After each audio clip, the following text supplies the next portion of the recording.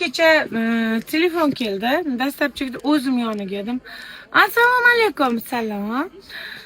199 ming sho'baga yana bitta qo'shib beraman dedingizmi deydi. Qo'yganlar. Qanaqa qilib 199 mingga o'zi ro'mol beradi.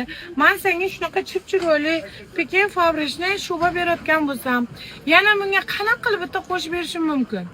Bir xil paytcha qaltirab nurish qilib qolaman-da, lekin bunday o'ylayman-da, yo bular shunchalik ham omin, shunchalik ham tushunmaydimi? 200 ming katta pulmi? 200 mingga men o'lguningcha kelgan sho'ba beraman. Yana bitta qanday qo'shib berish mumkin?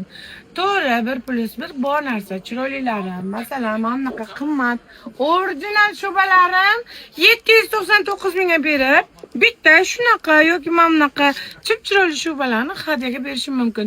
Lekin 200 mingga olib yarimta so'rasangiz, 100 mingga undan ko'ra bor endi bitta ro'mol oling. Hammanglar ro'mol olasiz, bolangizga pampers oling.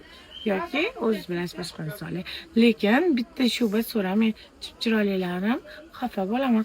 Bu gapim ba'zi bir qo'y kallalarga tegishli, hammaga emas, qolganlar biladiman.